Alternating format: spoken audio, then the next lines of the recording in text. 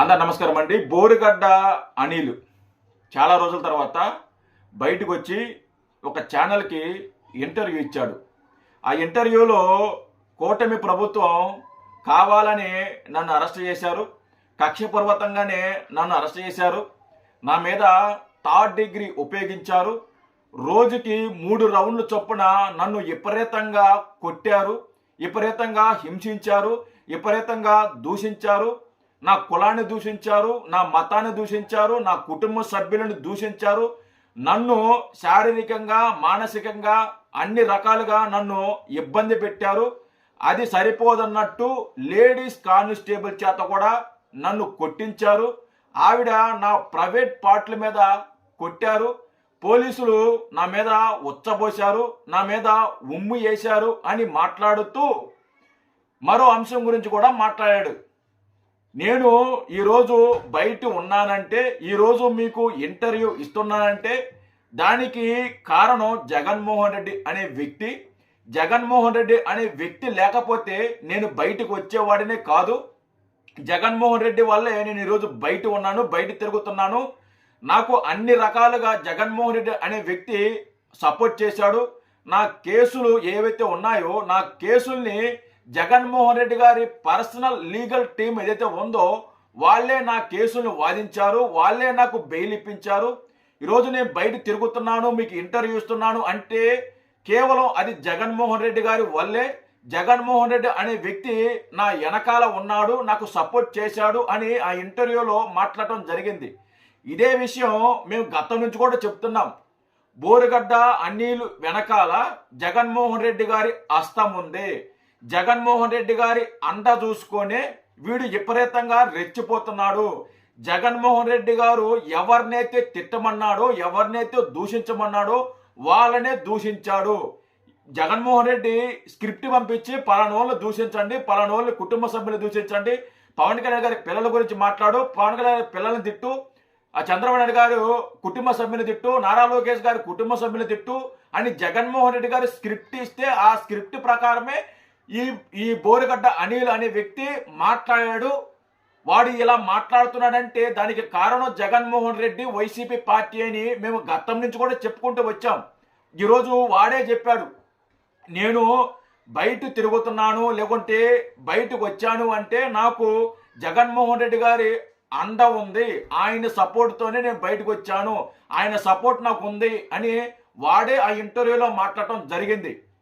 అలాగే కొన్ని అంశాల గురించి కూడా ఆ ఇంటర్వ్యూలో మాట్లాడటం జరిగింది. మీకు 2 వీడియోలు వినిపిస్తాను, ఆ 2 వీడియోలు ఒకసారి వినండి. అంటే వీడు సింపతి కార్డు వాడుతున్నాడు వీడు. ఒకసారి ఆ వీడియోలు వినిపిస్తా, ఒకసారి వినండి. ఖచ్చితంగా బ్రదర్. ఎవరి నుంచి ఈ థ్రెట్ అంటే ఏంటి? ఇప్పుడు 22 కేసులు 245 రోజులు జైలు, థర్డ్ డిగ్రీ, టెస్టికల్స్ మీద కొట్టడం, ఆడవాళ్ళతో కొట్టించడం, మీద ఉమ్ములు వేయడం, ఉచ్చబోయడం, ఆడవాళ్ళ చేత కొట్టించారంట. ఏమే ఆడవాళ్ళ చేత ప్రైవేట్ పార్ట్ మీద కొట్టించారంట వీడిని. సింపతి కార్డు వాడుతున్నాడు చూడండి, చెప్పరా. ఒకతను కిటికీలో నుంచి కానిస్టేబుల్ ఉచ్చబోస్తా కిటికీ పక్కన కింద కూర్చోన్నాం. కిటికీకి కడ్డీ ఉంటుంది కదా బార్, మామూలుగా ఆ గ్యాప్ లో పోస్తే ఆయన ఫ్రీగా వెళ్ళిపోతుంది. అంటే ఆయనకి నాకు ఇంత గ్యాప్ కూడా లేదు. నేను ఇక్కడ కింద కూర్చున్నా, ఇది గోడ, ఇంకా చెయ్యి మూర, ఒక 1 ఫీట్ దూరంలోనే అతను పోస్తున్నాడు. టిఫిన్ తినమని తీసుకొచ్చి పెడితే నేను టిఫిన్ తినలా. ఇడ్లీ తీసుకొచ్చి పెట్టారు చిన్న పొట్లం, ఇడ్లీ పొట్లం అక్కడ ఉంది, దాన్ని బూట్కాలతో తొక్కాడు. అతను చూసి తొక్కాడా చూడ తొక్కాడు నాకు తెలియదు. చూసి తొక్కాడని అయితే నేను చూడలా. బట్ అతను పాస్ పోసేటప్పుడు మాత్రం నాకు వెళ్ళి చూసి ఆ పాస్ పోసే విధానాన్ని మార్చి ఆ కడ్డీ మీదకి ఆ కడ్డీ మీదకి పోస్తే ఏమైపోతుంది, చింది మీద పడుతుంది. అదే కావాలనే వీడి మీద ఉచ్చపోసారంట. అదేదో కిటికీ కడ్డీ ఉండదంట, కడ్డీ మీద పోస్తే అది చింది వీడు మొహాన్ని పడిందంట. వీడు దానికి నా మీద ఉచ్చపోసారు అంటున్నారు. వీడు మాట్లాడుతున్నాడు. నిజంగా వీడు చెప్పేది అబద్ధం వీడు చెప్పేది. అంత దారుణంగా పోలీసులు ప్రవర్తిస్తారంటే ఖచ్చితంగా ప్రవర్తించడు. వాడు ఎంత పెద్ద నేరస్తుడైనా, ఎంత పెద్ద దుర్మార్గుడైనా, ఎంత నీచుడైనా, ఎంత పరమ నీచుడైనా పోలీసులు ఉచ్చపోయటం అనేది నిజంగా జరగదా? అది అబద్ధం. ఇది వీడికి కావాలనే సింపతి కోసం సింపతి కార్డు వాడుతున్నాడు వీడు. ఇంకా మాట్లాడండి. ఆయన పేరు గుర్తుపెట్టుకున్నాం, ఆయన ఒక చౌదరి గారు. ఆయన పేరు గుర్తుపెట్టుకున్నాం, ఆ స్టేషన్ తెలుసు. ఇంత అవమానం పడ్డావు అయితే. అయ్యో మీద వచ్చి పోయటమైంది, తప్పు కదా, ఉమ్ము ఇటమైంది. చూసారా ఎవర్రా పోస్తారో? ఎవరు పోస్తారండి చెప్పండి? ఉచ్చ ఎవరు పోస్తారు? మరి అంత దారుణంగా మాట్లాడుతున్నారు. ఉచ్చ పోస్తారా? కొట్టారు అంటే సరే పోనీలే, కొట్టారు అంటే ఓకే అనుకోవచ్చు. మరి కొట్టారో లేదా అనేది తర్వాత విషయం. ఉచ్చపోయటమైంది, ఉచ్చపోస్తారా? లేడీస్ కానిస్టేబుల్ చేత ప్రైవేట్ పార్టీలతో కొట్టిస్తారా? ఏం అవసరం పోలీసులకి? పోలీసులకి ఏం అవసరం? వీడిని ఎలా ట్రీట్ చేశారో పోలీసులు మనం చూసాము. వీడికి రాస మర్యాదలు చేశారు, వీడికి బెడ్ వేశారు, పోలీసులు సేవ చేశారు, వీడికి హోటల్ తీసుకుపోయి ఫుడ్ పెట్టించారు, కడుపు నిండగా తినిపించారు. ఏ విధంగా పోలీసులు వీటిని ట్రీట్ చేశారో, ఏ విధంగా మర్యాదలు చేశారో మనం అందరం చూసాం. వీడియోలు కూడా వచ్చాయి. ఎక్కడ కూడా వీడిని పోలీసులు హింసిస్తున్నట్టు కానీ లేదా పోలీసులు వీడి పట్ల దురుసుగా ఉన్నట్లు కానీ ఎక్కడ కూడా లేదు, ఎక్కడ కూడా చూడలా. వీడికి రాస మర్యాదలు చేశారు, రాస మర్యాదలతో వీడిని తీసుకొచ్చారు, అలాగే చూసుకున్నారు. వీడేమో బయటకు వచ్చి నా మీద ఉచ్చబోసారు, నా మీద ఉచ్చబోయించారు. ఎవరు నమ్ముతారా? ఎవరు నమ్ముతారు? మళ్ళీ ఇంకొక అంశం గురించి మాట్లాడాడు. మళ్ళీ వీడికి కోట్ల రూపాయలు ఆఫర్ చేసి టీడీపీలో జాయిన్ అమ్మన్నారంట. ఏది వీడిని, ఈ పోరంబోకి వ్యక్తిని టీడీపీలో జాయిన్ అమ్మని ఆఫర్లు పంపించారంట, ఒత్తిడి చేశారంట టీడీపీలో జాయిన్ అవ్వమని. అది కూడా వినిపిస్తా ఒకసారి వినండి. అది కూడా ఇది మాత్రం గుండె మీద చేసుకొని నిజం చెప్పాలి. ఒక well and good offer, certain amount కోట్లలోనే ఇస్తాము, మా పార్టీలోకి రండి, మా పార్టీతో ఉండండి, మా పార్టీలో వర్క్ చేయండి అని టీడీపీ నుంచి మీకు ఇన్విటేషన్ ఉందా లేదా? నాకు డైరెక్ట్ గా నన్ను ఎవరు అడగలేదు, అడిగారని చెప్పి నా దగ్గర ఉండే ఒక వ్యక్తి చెప్పారు. ఉందా? చెప్పారు, చెప్పిన మాట వాస్తవం. ఒప్పుకుంటారు అదని?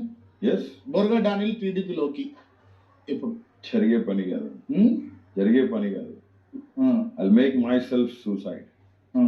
ఒకవేళ అలాంటి పరిస్థితి వస్తే ఇక్కడ ఇలాగే కూర్చొని, ఒకవేళ ఇప్పుడు ఆ పరిస్థితి వస్తే నా కళ్ళు మూసుకుంటాను, నా ఊపిరి ఆపేసుకుంటాను.